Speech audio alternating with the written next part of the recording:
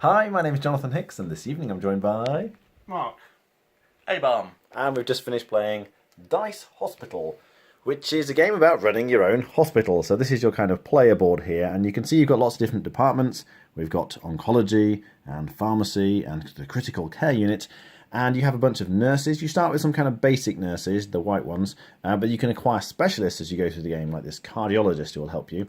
But the patients are the dice. So the numbers on the dice represent how sick they are. So a 1 means they're close to death, but a 6 means they're doing fine and they're almost ready to leave. So you're trying to kind of increase the numbers on the dice and then get them discharged from your hospital in order to gain points. The more of these dice that you kind of discharge at once each round, the more points you're getting. It's a little bit strange, but that's how the scoring works. In terms of how you actually play the game, though, on your turn, you're drafting dice from these are little ambulances. If I just remove the dice, you can see that's supposed to be an ambulance, and it arrives with some patients in it. And you're deciding which set of dice you want to take. So, for argument's sake, I'm going to take this one here, and then these dice would go on your board. They kind of go into the top spots. It doesn't really matter where they go on the ward. The wards don't really do anything. And then everyone else would pick their own dice as well. But crucially, the number on here determines player order as well. So whoever picks the lowest numbered ambulance is going to get to go first in the next round, which is where you are picking either a specialist or an extra department. So some of these departments are a lot better than others. You kind of start with some basic ones. So if you were to put a nurse in this department, for example, it will increase the value of one red dice by 1.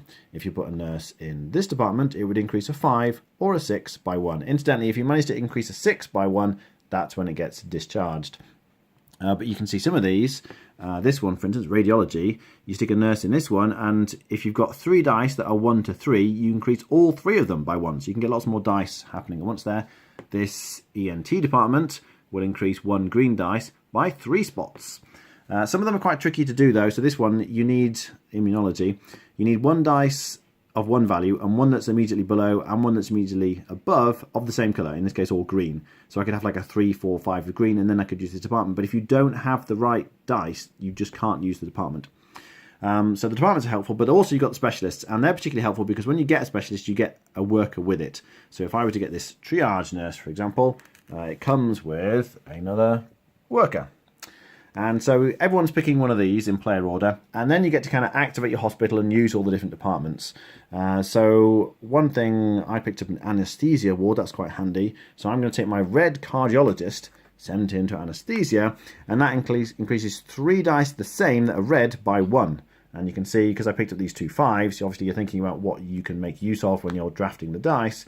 These go up to 6, and another one goes up to 6. And because I used my cardiologist, it means, and he healed a red person, I can do another one of the same number up by 1. So those were 5s, so I get to increase another 5 up to a 6. Now when you treat them, they kind of slide down. Probably should have done that earlier. So these kind of go down, and you activate the dice by putting the nurses in the different departments. So they all sort of slide down and increase the numbers. And as I say, if you manage to discharge, if you increase this by 1, it goes over here.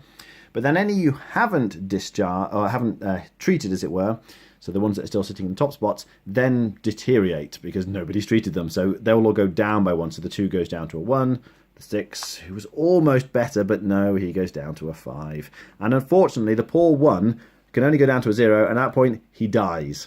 So any dice just go away when they die. And you take these little death markers that go in your mortuary, and each of these is worth -2 points at the end. So you don't want that to happen. As I say, any that you're then discharged give you points depending on the number you've discharged. So you kind of want to discharge lots at once, because only 1 is going to get you 1 point. But if you get up to, say, 9 discharged at once, you're getting 21 points. So there's a lot better value discharging lots at once. And then you kind of reset. They all go back to the nurse's station. You put a fresh set of dice out, just drawing them out of the bag. And you keep going around for 8 rounds, at the end of which most points wins. What do you think? Well, it's nice to have a hospital-themed game, whether it's dice place or what.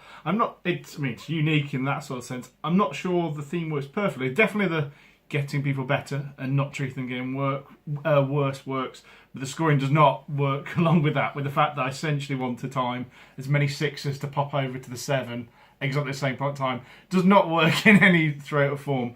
Past that, I like the combos in this game because you are trying to gain departments and extra worker dudes with the powers to interact, so you can time all those things much better. It was quite interesting because one way that I was taking lots of the extra surgeons, but ultimately it didn't help at some points because I was actually had too many workers. So you do have to balance again both.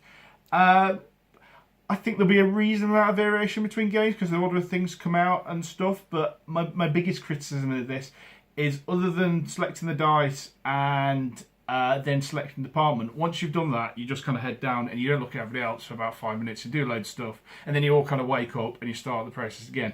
It's very solitary in places, but it is unique. It's different. It's fun. It lasted an hour and that's a good length. If it had gone any longer, I think I'd started to be wary of it. An hour is good. Okay. Hey, Bob?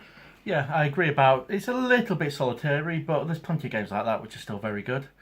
If you look at it just as an abstract, there's a few little issues. The difference between picking the second and the last set of dice, actually the bonuses you get in terms of being at the first or the second pick for picking, either an extension or a person, isn't enough.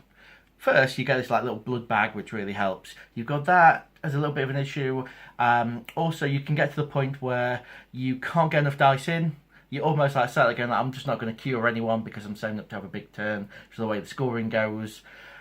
I would say with this, so as an abstract, a few problems. But when you throw on the theme of the fact it's hospital and it's all nice and colourful, I really enjoyed it. It was I could see little flaws in it, I could see the logic of how to do well. But actually as a game, it was quite fun and you feel like you're, doing something. I really liked it. The only issue people will always point out is the fact that you don't want to get a few people out one at a time. You get more points if you do batches. So you just feel like you're holding back people, saying, well, you're well, but not 100%. Just hold back a little bit. And our thought was, thematically, they're probably having dignitaries coming around and they want everyone to leave the hospital as one big troop or something. That's the only way we could justify it to ourselves. But still, yeah, it was a very good game. Very good game. Rating? I'd give it 7. I'd give it a 6.5. Okay. I really enjoyed it.